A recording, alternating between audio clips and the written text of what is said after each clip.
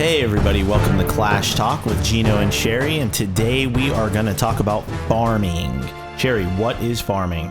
Farming is a way to get loot. When you start to run low on gold or elixir, instead of spending gems to build the stuff you want, you go out and steal it.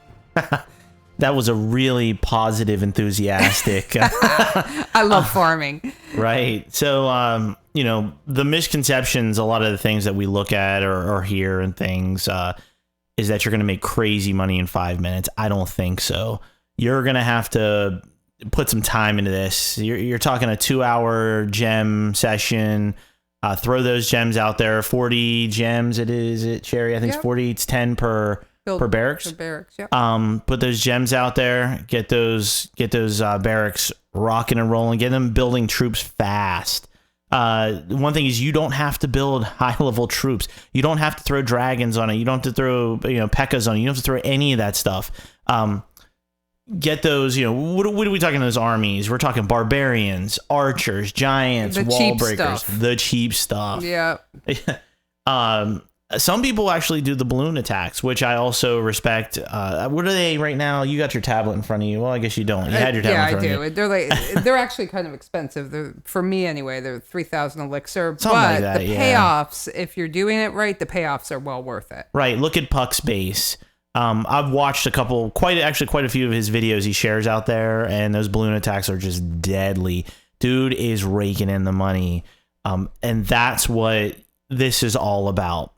So, Sherri, what kind of army composition or troop composition do you use when you're raiding or farming? I start off with 10 giants, 10 wall breakers, and then I divide it equally among goblins and barbarians and archers. And then to queue up, I have 10 of each one in all 4 of my builder huts because those I have a tendency to use. Right. If I deplete the supply, then I'll rebuild the wall breakers and the giants. Right, and that's an important thing you're mentioning is queuing. Make sure, whenever you're farming, make sure you queue those troops.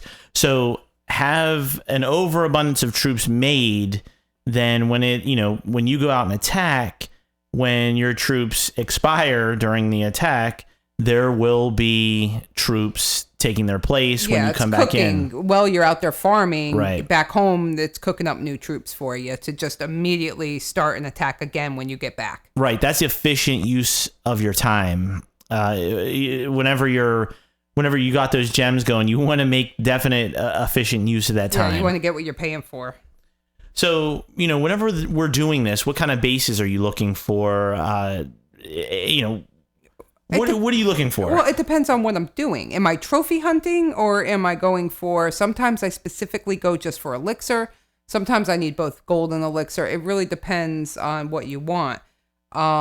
Trophy hunting is something that I find myself needing. If I go a couple of days where I just am stealing money and loot and don't care, I'll find my trophies at a deficit. Right.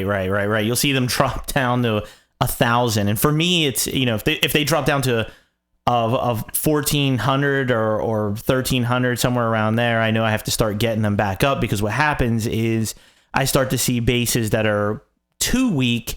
And there's not enough money there. I mean, they're weak bases, yes, but they have 50,000 elixir, 50,000 gold. And for me, that's just not enough. I'm looking for 150 plus. Yeah. And some of us like me, when I see weak bases, it's like 1,000 gold, 1,000 elixir because I'm much lower. But it also costs you every time you hit that next button, it's costing you gold. So when your trophy levels drop too low, it really is detrimental to your game. You got to get it back up. And one of the things we didn't talk about before was the standalone town hall. Right. And then using what troops to use for trophy hunting just for that. Right. So if you guys are hitting the next button and you see that town hall in the corner, you want to hit that, take care of it, get the free trophies, get the free money. And a good idea, Jake, I got to give him credit, is to use your hero. So sometimes you'll throw your hero out there and all of a sudden 3 or 4 Teslas will come up or whatever. Cher, I know you. I seem to have that problem. I actually get quite annoyed. Don't put your damn thing out there if you're going to do that. But a way to kind of circumvent that, throw down a barbarian. It's cheap. It's one thing, and you'll see if bombs go off or Teslas, pop up, and then you can decide at that point if you want to still try to pursue that particular town hall. But if nothing pops up, you just throw your king down, and it's quick, it's efficient, and it's free. As Jake said, he's part of our clan, and he said it doesn't cost you anything to use a king, and you get out before any harm comes to it, so it doesn't go back to sleep. Right. And I think one of the other things to mention is when back to, for searching for bases, definitely something that's smart to do is, and you'll kind of form your own thing when you're doing this, or whenever you're hitting the next or what they call the nexting. Whenever you look at these bases, look at the elixir drills, look at the gold mines, elixir pumps, and see if they're full. If they're full, go for them. You can kind of match that up with the money on the corner. So if you see 250,000 of each on the base, and you look down at the gold mines, if you look at the gold mine on the right hand side of the gold mine, you'll see a little rectangle. If that thing's full of gold, that means a majority of that money are in those gold mines. Along with the elixir pumps, you'll see that the elixir pump is filled or empty. And the dark elixir drill, on top of it, you'll see a little cube-like structure. If that is completely black, that means that is filled with dark elixir. Hit that drill. You can make some cash off of that drill easily. A lot of people get into this funk where they see all the money, they see 200,000, whatever, but a lot of it's in the coffers in the center of the base. Well, now you got to think about, okay, I got to build up an entire army to get through 2-3 layers of walls just to get that. It's okay to hit next. Unless you have the troop composition, which really in this type of thing, you're probably not going to have a troop composition that's going to get you through that type of base. Unless, again, you're doing ballooning or something like that.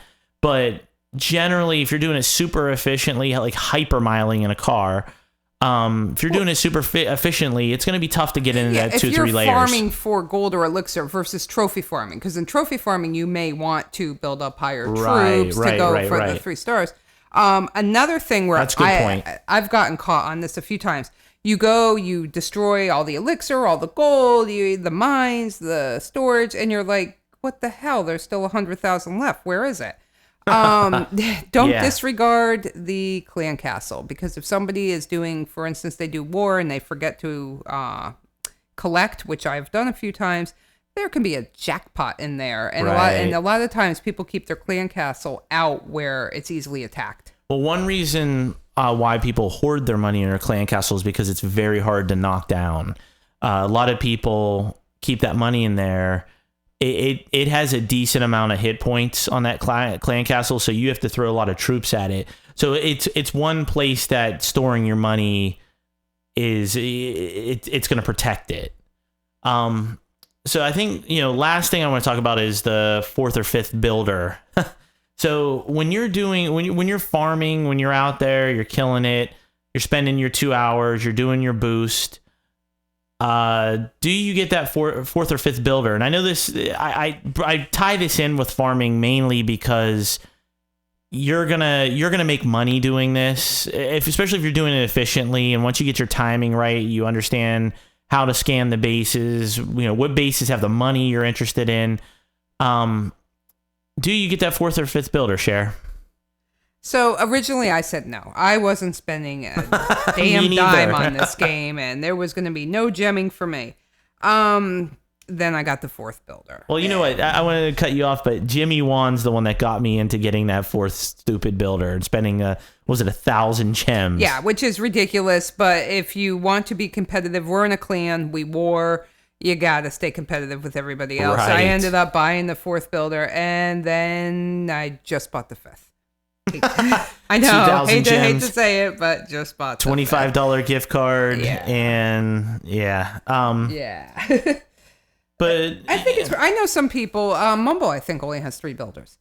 I mean, some people just don't need it, or they're going to build their bases very slowly. I think it's a matter of, if you're 13 years old and you don't get gift cards your way, you're probably not going to build that. Use that. Well, I've been working on Noah's base. and I've only been doing it with 3 builders. So I had you gave me a $10 gift card, and I donated it to Noah regifting. And I built that 5th builder, or excuse me, I built that 3rd builder, and it was actually really, really nice to have. It would be nice to have a 4th and 5th, but we're not putting 3,500 gems into that thing. What I try to do is keep one builder just lays, sitting there doing the Z's, and then if a gem box comes or whatever, I have somebody available to take care of things. The gem box. That's another awesome thing. How about how we're all so happy when we see the gem box, that 25 delicious gems that goes towards some kind of ludicrous upgrade or something. Well, there's something interesting that I did not know. So I'm one with nature. So I don't like wasting my time and elixir cleaning up my base, which is very irritating to some of my clan mates. And today, one of the people explained to me that when it maxes out of trees and bushes and stuff, you no longer get gem boxes, which I did not know.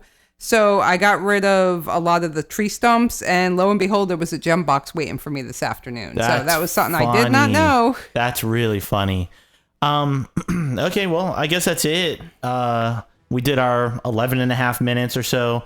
So I think our next topic that we'll talk about in a week or so, whenever we get another minute to do this, will be attacks. We'll talk about the different kinds of attacks, and as you're moving up in the levels, what works, what doesn't work. And Geno and I have the great argument or debate of drawing out troops or not. Oh Lord. Yes, so that will be the next talk. Thanks for listening, guys. Take care. Bye.